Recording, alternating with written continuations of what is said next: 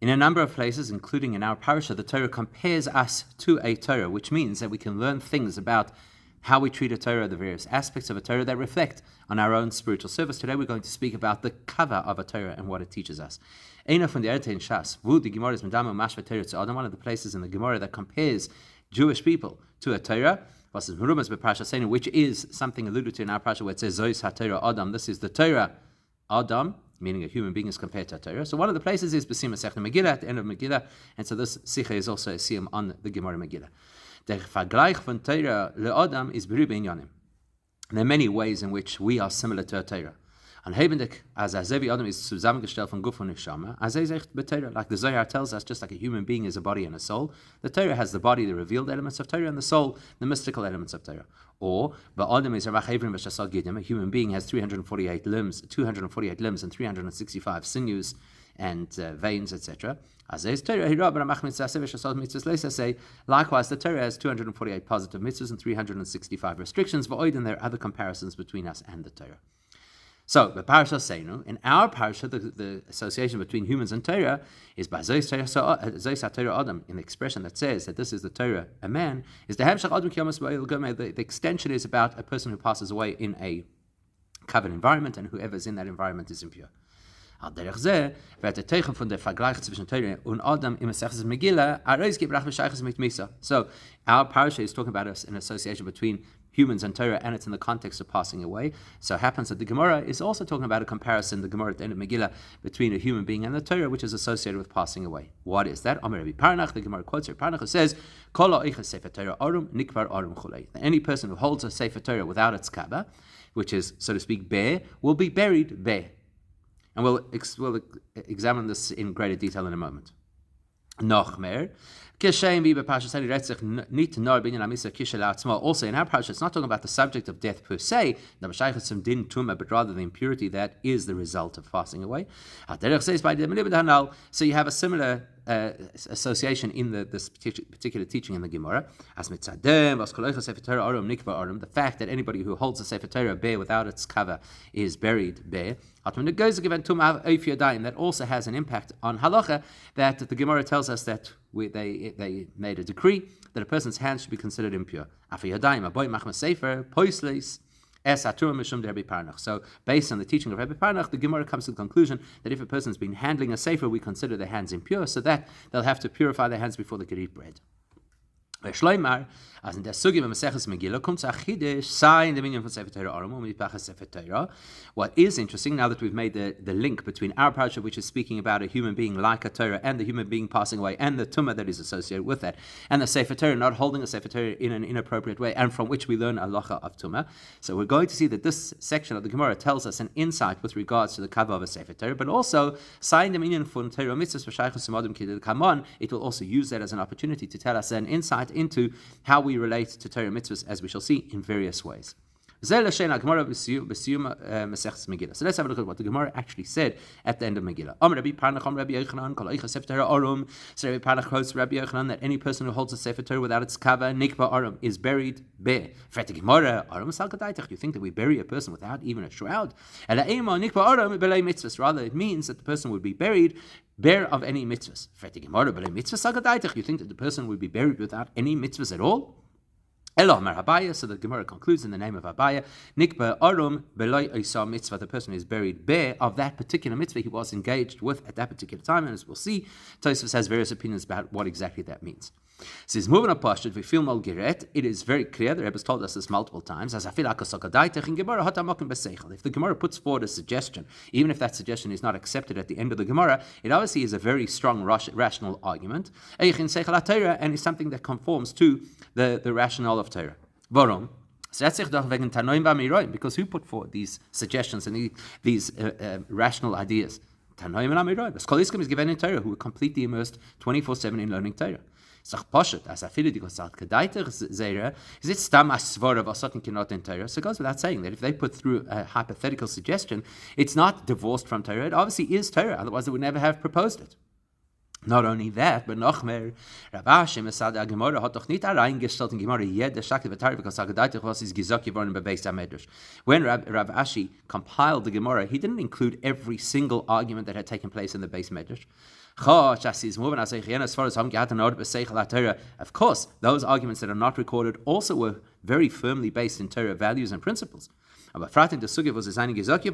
were specifically relevant to the particular context and subject matter that they were related to. But the fact that certain suggestions, certain logical suggestions were included in the Gemara Bar Avashi is Muvan. That makes it absolutely clear. That means that these particular arguments are not only acceptable within the framework of Torah, but the Rav Ashi included these particular arguments because they help us understand the subject matter better. In fact, you could even say that we understand the conclusion halachically of this particular conversation better by having had the information that Rav Ashi chose to include. But because in which case we have to understand, so what was the thinking of the argument that if a person holds the Torah without a cover, that they should be buried without clothing, without a shroud, or then it means that they'd be buried without any mitzvahs. Why would that be the response to holding a Torah in a so-called inappropriate way?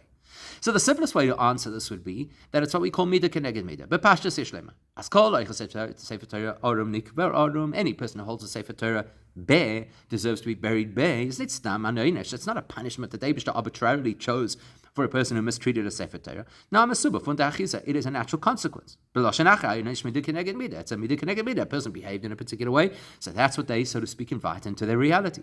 Because another is geglichen to a sefer Torah. A human being is compared to a sefer Torah. The Gemara tells us that any person happens to be present, God forbid, at the moment that a person draws their last breath, has to tear their clothing. Why? Because that is comparable to a sefer Torah that is burning, where a person would obviously have to tear the clothes at that point. So we see that the human being is compared to a sefer Torah is b'derech memelev and a sefer Torah arum. So therefore, if a person holds a Sefer Torah without a cover, then he, the person holding the Sefer Torah, who is in fact compared to a Sefer Torah, deserves to be buried without clothing because he held the Torah without clothing.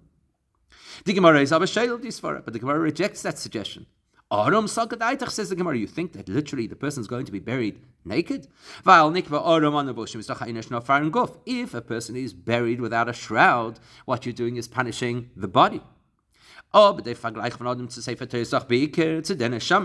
whole reason you're saying that this is the particular consequence is because you're saying the person is like a Sefer Torah. Well, if a person is like a Sefer Torah, that's really describing mostly the neshama. So you would expect that whatever consequence there's going to be for holding a Sefer Torah without its cover should affect the neshama. Therefore, says the Gemara, do you think it makes sense that the only consequence is going to be that he's buried without a shroud? So the Gemara says, no, there's got to be a spiritual impact. That suggests rather that it means he'll be buried naked of mitzvahs. A spiritual lack. That is also a prorata, a midah keneged midah punishment. The favos is a sefer Torah orum, because this person held the sefer Torah without its cover. He deserves a spiritual impact in kind, which is that he'd be bearer of mitzvahs. That's something that actually affects his neshama, which is the part of him that is considered like a sefer Torah.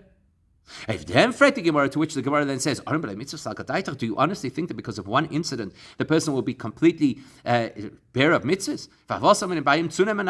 Why would it make any sense that we take away from a person all of the mitzvahs that he has achieved?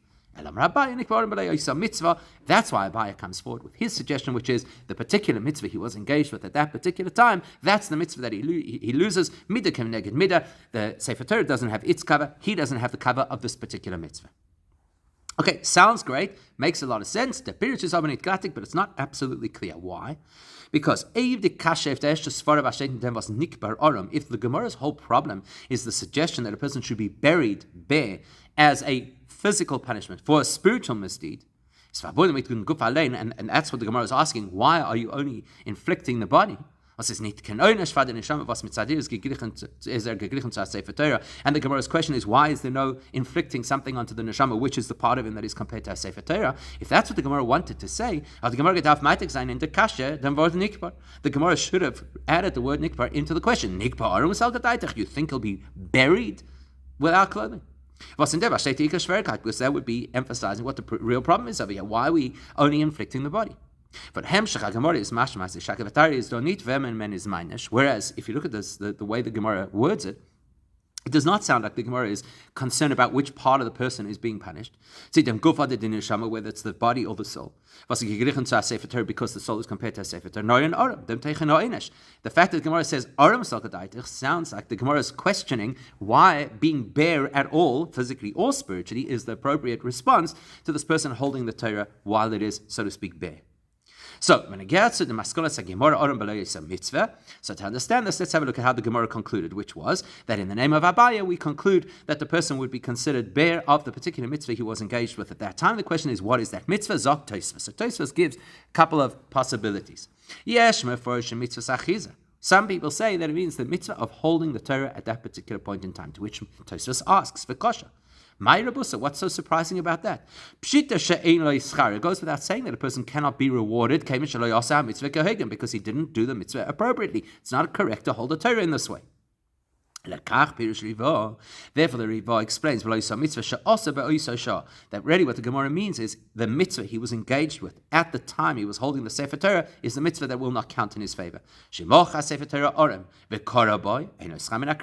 the person is holding the Sefer Torah without a cover, and he's reading from it, then he doesn't get the merit of reading. Or if he is rolling the Sefer Torah, or to check the Sefer Torah.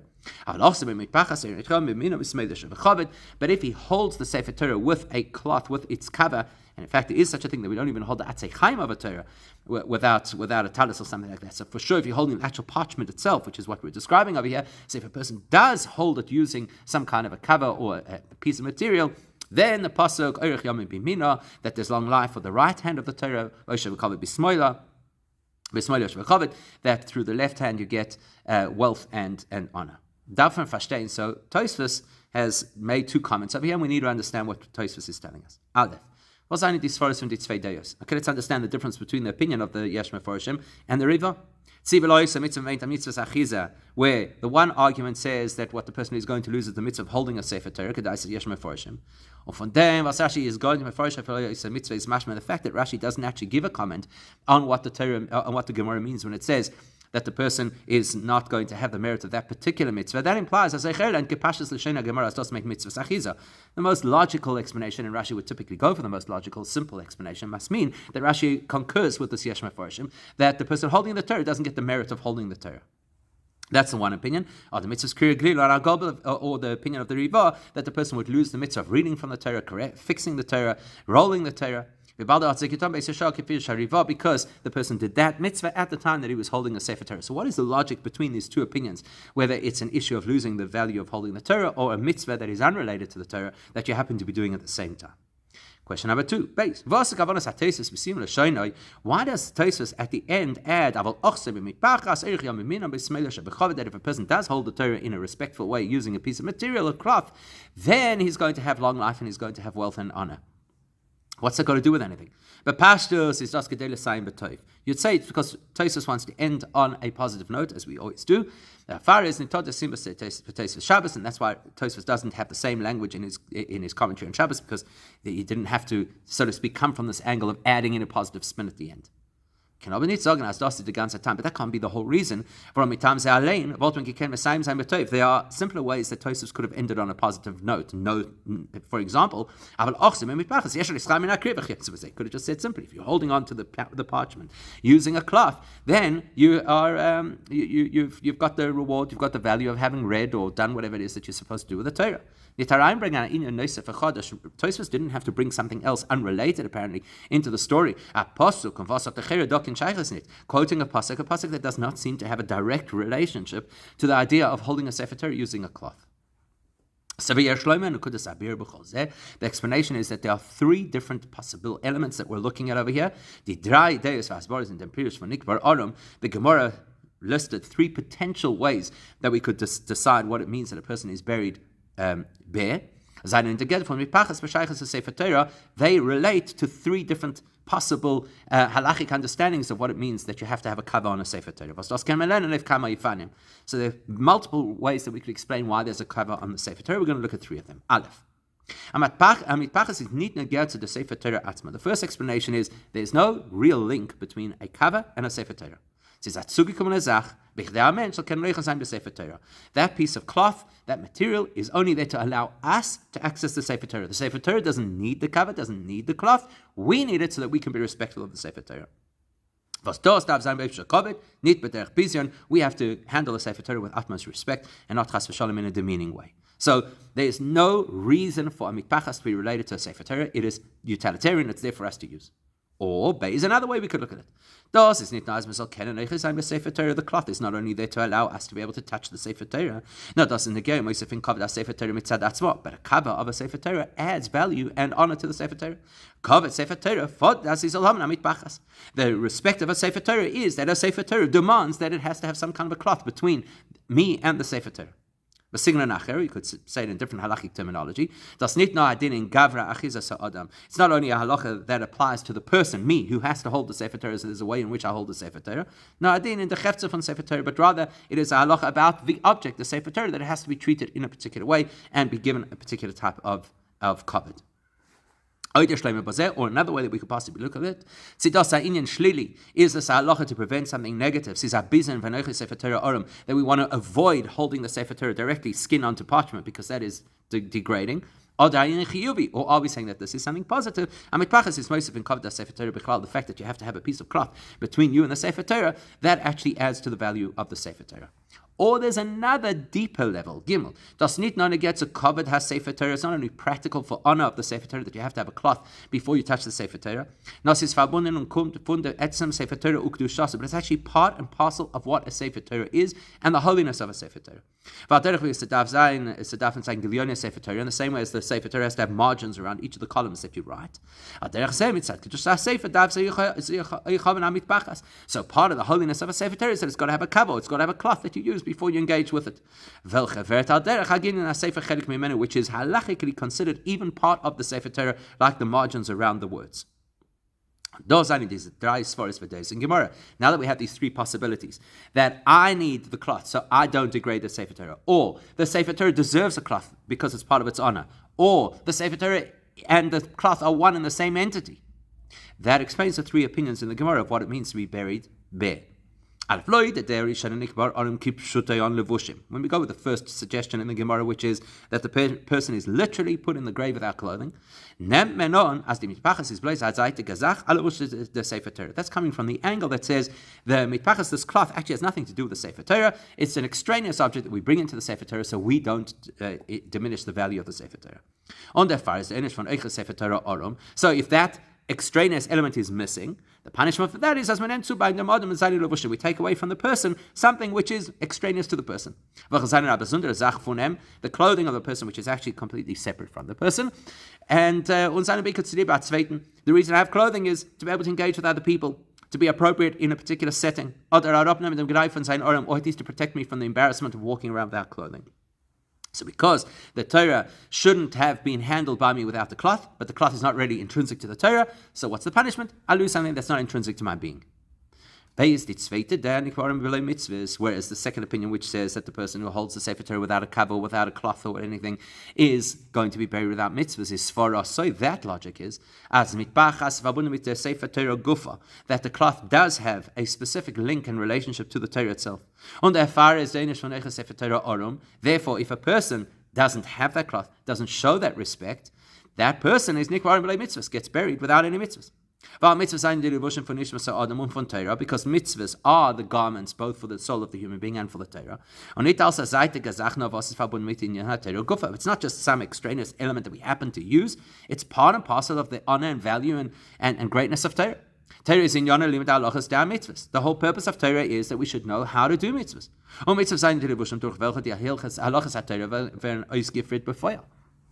And mitzvahs are the practical garments that we use in order to bring Torah into this world. To be able to actually translate Torah into practicality, we need the mitzvahs. And the same applies to a person who's learning Torah and is geglichen geworden to Torah. Not only do we learn Torah, we become like a Torah. That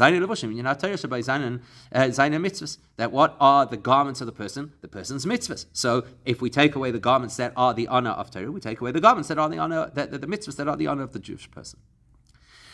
Gimel, like the Tiritz from Abaye, Nikvarim below Oisa mitzvah, whereas Abaye, who says, no, the specific mitzvah that a person was engaged with at the time that they were touching the Torah, that's the mitzvah that is taken from them. And that goes with a third approach, which is, the cover or the cloth is not some external element that is linked to the Torah, like the garments of a mitzvah. It's part of the Torah, so therefore if it's missing, that piece of Torah is missing. So from this logic, it wouldn't make any sense that because a person didn't have the cloth when they touched the parchment of the Torah, they should therefore lose other mitzvahs that are unrelated to the Torah, because what's the connection? Because generally speaking, mitzvahs are garments that are attached to or enclose the person. Now, mitzvah, rather, this argument is that specific mitzvah is the one that the person will lose. Von der mitzvah go von mitpachas was acherik von der Sefer Torah ki der kamon sif zayin. That particular mitzvah of the cloth that belongs to and is part of the Sefer Torah, that's what the individual loses. Und damit wird euch Zukunft des Bilden der Scheiches zwischen Maim und Rabbi Parnach mit dem Maim Shlachreizeh, which incidentally also helps us understand the next comment in the Gemara Megillah straight after Rabbi Parnach, where it says, Omer Rabbi Yanai, Chulei mutav tigola mitpachas v'aligal Sefer Torah b'teich mitpachas. That when a person is rolling a Sefer Torah, you're supposed to roll the cloth around the Sefer Torah, not roll the parchment into the cloth. As das is nicht nur weil beide members reden wegen mitpachas. The reason the Gemara goes from Rabbi Parnach to Rabbi Yana is not just because they both happen to speak about the cloth or the cover of the Torah, not das hemshach begufo, but because they're actually expressing the same message. The Gemara concluded the Rabbi Parnach conversation by saying that a mitpachas, the cloth, the cover of a Sefer Torah, is not an add-on, it's not an appendix to the Sefer Torah, but it's intrinsic to the Sefer Torah. It's not even an appropriate cover that belongs to a Sefer Torah. No, it's a chelek from the Sefer Torah gufa. But it literally is considered part of the Sefer Torah. You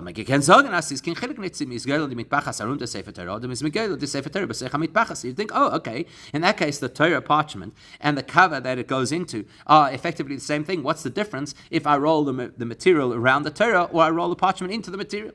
Therefore, you're right, there's no prohibition against doing things that way, rolling the Torah into the parchment, into the material. Because, as mentioned, the cover of the Sefer Torah is considered like the margins around the Sefer Torah, and it's therefore part and parcel of the Torah itself. So therefore, Rabbi Yana has to tell us, yes, that would be acceptable, but the ideal way is that you wrap the material around the Sefer Torah, because ultimately the material is not identical to the Sefer Torah itself.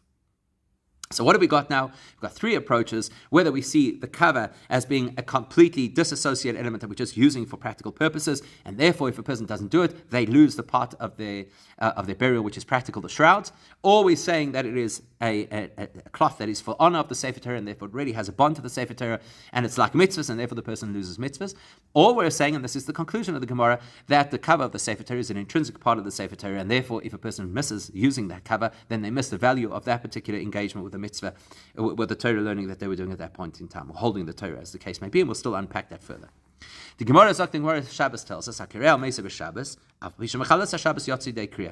Gemara there tells us that if a person tears kriya for somebody who passed away and it is Shabbos, so you're not allowed to tear obviously on Shabbos, so the person has desecrated Shabbos but has fulfilled their requirement to tear their garments. We're going to use that logic and apply it in our case over here. That if a person is holding onto a Sefer Torah parchment without a cloth, that is inappropriate and disrespectful. But using the logic of that Gemara, even when you do something wrong, you don't necessarily lose the mitzvah that you're doing. So surely it's the same thing over here. You don't lose the mitzvah of holding on to the Sefer Torah. It would follow logically that the misdeed of holding the Sefer Torah in the wrong way does not completely neutralize the mitzvah of holding the Sefer Torah. That's what you'd think. That's the chiddush of the first opinion in Tosfos, in the Dritte Svara. in his analysis of what the third opinion or the conclusion of the Gemara is. As though is a neat mekayim the mitzvah that you would expect, because under different circumstances doing something wrong does not undermine doing a mitzvah. In this case, doing something wrong, holding the parchment without a cloth, undermines the mitzvah of holding the Torah. Because we have to realize that the cover of the Sefer Torah is not something separate from the Sefer Torah. But it's part and parcel of the Sefer Torah. And therefore, for which reason? If a person does hold onto the parchment of the Sefer Torah without a cloth, felt into Sefer Torah atzma, that actually undermines the Torah itself. Which means you cannot actually be doing the mitzvah of holding a Torah if the Torah is now not considered a proper Torah. That's the opinion of the Yesh Mefarshim, but Tosfos does not want to accept it. Why not? But if he's ever kommen, as they Tiris von Abaya, beitzach the Pirish nicht bar Adam. Well, if that's the case, then we're completely changing what Abaya meant by saying, or Abaya is completely changing what it means to be buried bare. Because Leut die erste zwei Fanim is das anoinish. Because the first two approaches are saying the person did something wrong, and therefore there's a consequence, a punishment for what they did wrong. We're taking away something that the person had. Either he had shrouds that he deserved to be buried in, and we're taking them away, or he had mitzvahs and we're taking them away. Whereas if you go with the Yesh Mefarshim and how it understands the opinion of Abaya, then to be buried without that specific mitzvah is da chesaron in zain kiyum mitzvah. That's not that the person is punished for doing something wrong. We're saying the mitzvah is not a mitzvah. It is orim from the mitzvah atzma. That mitzvah itself is bare. Now, for Pashas Shena Gemara is mashma that doesn't sound like what the Gemara is telling us. Our Saitala days is together for Nikva Adam Zelba, because it would seem that the Gemara is effectively saying that the parameters of what happens when a person is buried bare must be the same in all three cases. In other words, the same parameters, even if it's not the same bareness. And oynish, in all three cases, it has to be that the person's losing something. As we're taking something away from him. Whereas this Yesh Mefarshim is suggesting that Abai is saying we never give him the mitzvah in the first place. The Rebbe lent Riva, that's why the Riva has a different opinion, which is effectively how Tosfos concludes this. As Nikva Oram B'lo mitzvah, meant B'lo mitzvah sha'asa ba'isa shah, that when Abai is telling us that the person is buried bare of the mitzvah that they were engaged with at that time, the mitzvah is an additional mitzvah, not the actual mitzvah of holding the Sefer Torah. It's whatever he was doing at that time. So if the person is holding the Torah by the parchment and reading from it, he doesn't get the mitzvah of reading from it.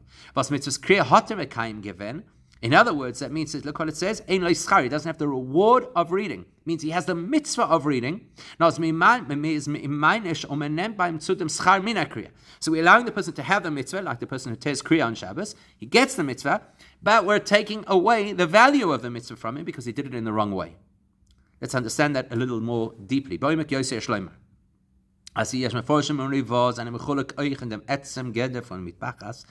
it actually turns out that the Yesh Mefarshim, the first opinion in Tosfos, and the Riva, the second opinion in Tosfos, have two different views of what the role and status of the mitpachas cover of a Sefer Torah is.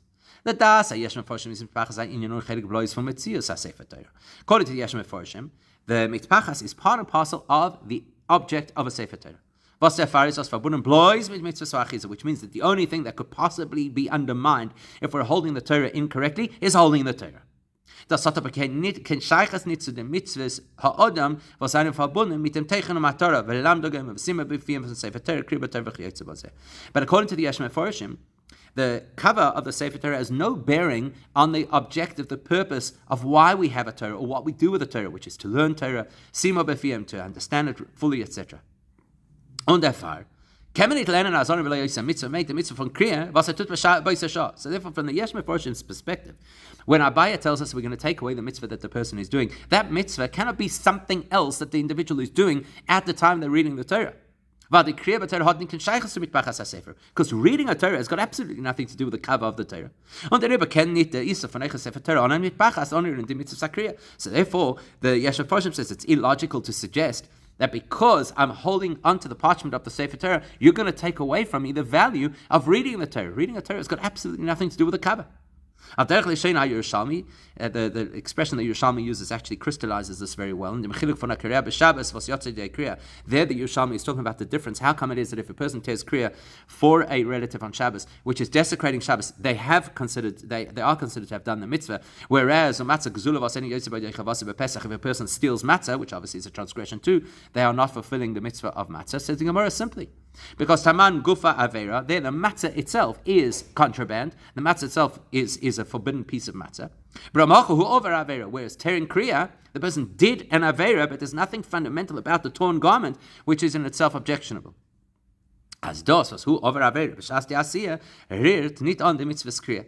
Because the fact that the person did an Avera at the moment he was tearing his clothes does not cancel the value of a torn garment. And the same thing would be here, according to the Yesh Mefarshim. Yes, it is forbidden to hold on to a Sefer Torah without some kind of a barrier, but if a person didn't do that, it's not going to take away the mitzvah, or at least the value of the mitzvah of having read from the Torah. The Rivah has a different approach. He says the cover of the Sefer Torah affects everything that is associated with the Sefer Torah. Because every single facet and element of a Sefer Torah is completely linked and interrelated. Therefore, if a person is holding on to a Sefer Torah without a cloth, felt into shlemus from Kriya Torah, then whatever the person is engaged with at that time, which includes reading the Torah potentially, it is now no good. In spite of the fact that the person is doing two different things, holding on to the Torah, which is inappropriate, reading the Torah, which seems to be appropriate, says the Rabbi, you cannot separate the two because the mitpachas is so much part of the Sefer Torah that whatever is inappropriate in my holding of the Sefer Torah, because it doesn't have the mitpachas, is going to infect and affect all the other things that I'm doing at the time, like reading from the Torah, fixing the Torah, etc. Apikola now, with that information, why Tosfos concludes by telling us that if you do actually hold onto the parchment appropriately using a cloth, then you have long life on the right-hand side and wealth and honor on the left-hand side. What's right-hand side and left-hand side? Chazal Zogin, so the Gemara Shabbos tells us, as the pasuk the pasuk that tells us, as Tosfos has quoted, that there's long life on the right hand and wealth and honor on the left hand. The Torah is describing two different types of people who learn Torah. The people who are, so to speak, right-wing in their Torah learning, they get long life. And the people who are so-called left-leaning when they learn Torah, they get wealth and honor. What does that mean? Taishashi. Rashi explains that those who go to the right when they learn Torah means they're learning Torah for its sake. Whereas the people who go to the left are people who are learning Torah not for its sake. Now, what does it mean not for its sake? From them, is more than the fact that the Gemara is talking about the fact that there is reward for the person who learns Torah not for its sake, wealth and honor. From that you can understand that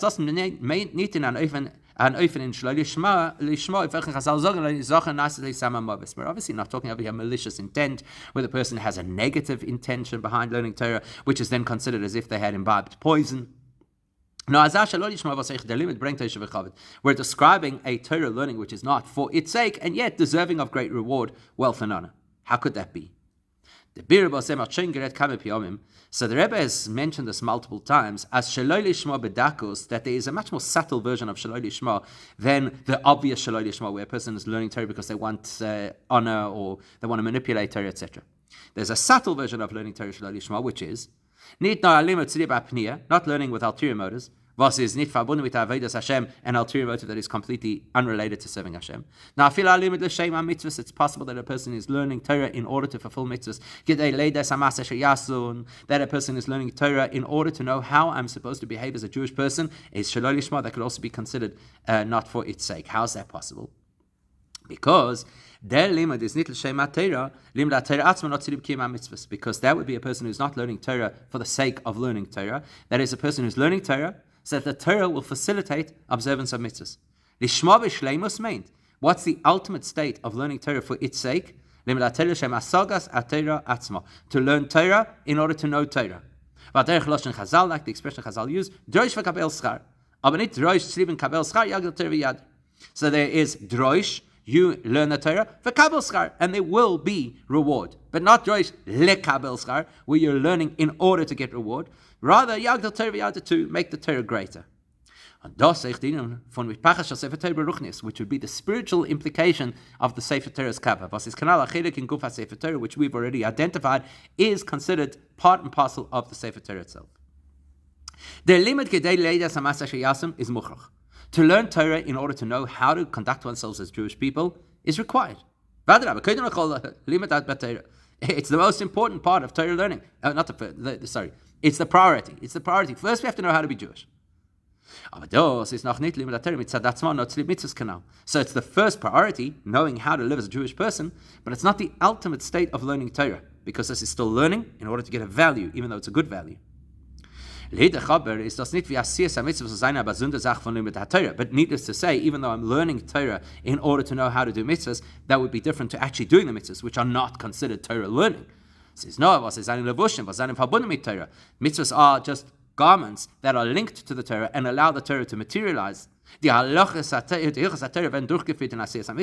going to take the halacha and apply it through mitzvahs. Rather, when we're learning about halacha, it's mitpachas. It's part and parcel of Torah, absolutely non-negotiable. It is a bona fide way to learn Torah. But if I'm comparing learning for the sake of knowing how to behave as a Jewish person to learning for the sake of learning itself, well, then this level of learning to know practical Judaism is considered still just like the cover of the Torah rather than the Torah itself. And that's what Tosfos wants to conclude. So when a person is holding on to the cover, and at the same time is learning Torah, then you have both values. You have the right-hand side, which brings long life, and you have the left-hand side, which brings honor and wealth. That means to say that a person is learning Torah from both perspectives, from the so-called left-hand perspective, which is, so to speak, to learn Torah. Why am I learning Torah? In order to know what I'm supposed to do as a Jewish person. Which is metaphorically represented by holding on to the parchment using a cloth. And at the same time, I'm also learning Torah, elements of Torah that are lishma, not for practical purposes. I'm learning Torah for Torah's sake. Then, says Tosfos, then we get both kinds of rewards. We get both the right-hand side, which is long life, and we get the left-hand side, which is wealth and honor. And not in an ethereal sense, but in a practical sense, real wealth and real long life and real honor. And eventually that brings us to the ultimate state of long life and the ultimate state of wealth and the ultimate state of honor, with the coming of Mashiach immediately.